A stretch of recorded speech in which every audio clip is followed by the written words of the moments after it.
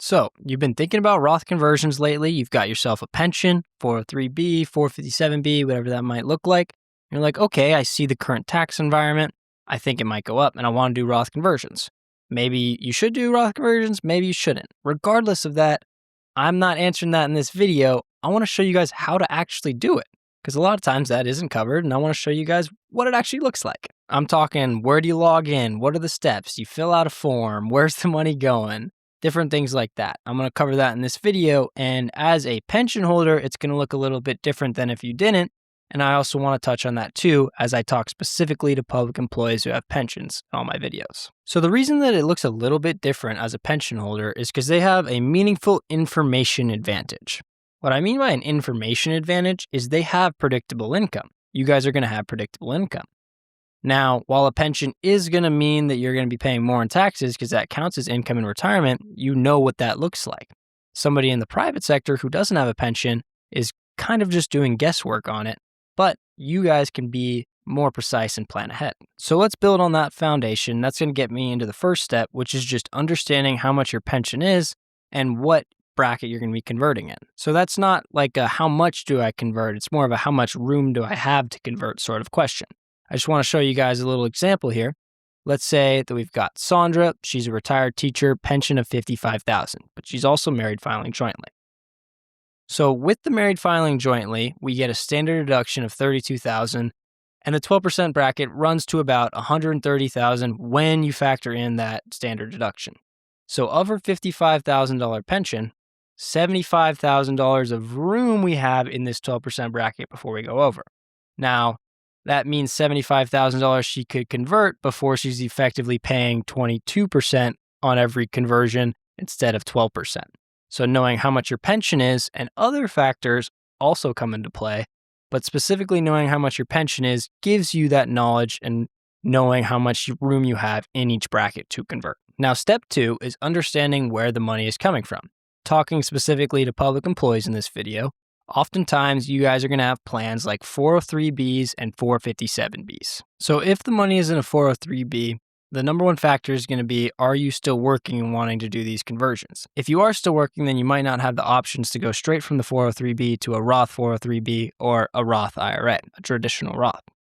But what you can do is you can go 403B, convert it to a traditional IRA, and then from the traditional IRA, can you make those conversions over to the Roth IRA? But now if you're not working, you might have already rolled it over into a traditional IRA.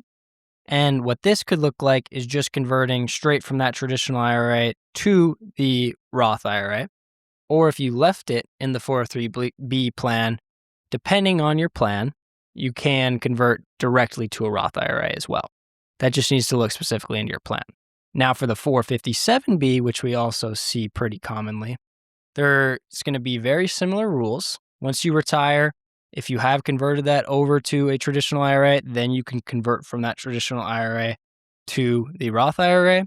Or if you've retired and you left it in, you can convert directly. If you're still working, depends on your plan, but you might have to first roll it over to a traditional IRA and then convert. Now, if you already have the money in a traditional IRA, then you're already on step 2 of it to where you can just convert directly to that Roth. That traditional IRA allows for that conversions. It's just that taxable event of a Roth conversion. So now how to actually do the Roth conversion once you understand where the money's coming from and the amount that you want to do, you are going to have to contact your custodian as step 1 and then request a Roth conversion form. If you're doing this online, sometimes they'll allow that. Look into that, but request a Roth conversion form. Then you're going to fill out the form. Different things like amount, how much you want to convert, where it's coming from, which account, things like that. And then step 4 is you're going to sign it and it's going to go off. Now, this is just a general framework. It might look different at each custodian, but just to give you an idea of what it looks like, that is what a Roth conversion physically doing it looks like. Now, something that I want to touch on that form in the step 3 of actually filling out the form that I want to give a little bit more attention to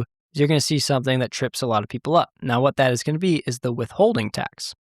So what the withholding tax basically is, just to give an example first, is let's say you wanted to convert $100,000 from a traditional IRA to a Roth IRA. Then you would click, if I do want a withholding tax potentially, maybe 20% would be withholded for taxes. So that means $20,000 would not convert into that Roth. So that $20,000 is getting paid for taxes. And if you elected not to do this, that just means the whole $100,000 would land in the Roth, but you're paying for these taxes out of your bank account. So really that decision comes down to how much liquid you have at the time, and a couple other factors are going to come into play, but you just need to look at your situation and understand how that withholding tax works. So something specifically about public employees is, with a pension, maybe this withholding tax looks differently because you might have liquid, you've been a diligent saver. That's specifically who I talk to in these videos. So just know how that interacts with your pension, and maybe you can use that money for those taxes instead of using the withholding tax.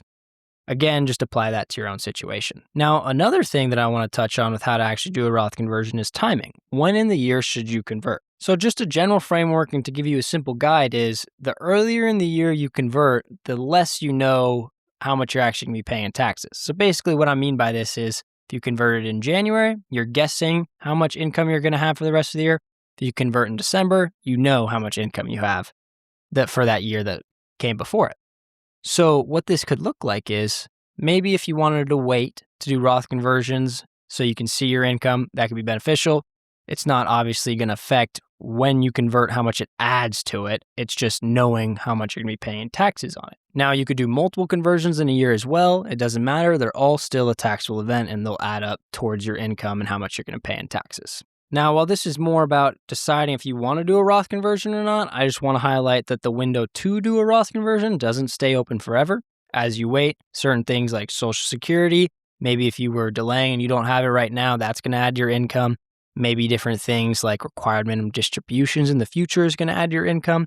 So just understanding that, looking down the road to seeing what your income might be to see if you want to do them now. That's the whole point of Roth conversions, is to try and effectively pay less taxes now to save on taxes in the future. So just know that that window doesn't last forever. So what I want you to walk away with today is a Roth conversion isn't a huge technical thing. It's just making a phone call and filling out a form. It's more, yes, it's still a big and scary move, but it's understanding that you have a pension, you can predict your income, and you can look at different things like what you're actually paying in taxes. So I don't want to advocate for doing a Roth conversion or not because I don't know your specific situation. But at least you now know how to do that Roth conversion, what it might look like for you. Also, just thank you guys so much for watching this video. I hope it was helpful to you. You could share it to other public employees to help them as well. It also directly helps my channel. And I really appreciate you for watching. I hope you guys have a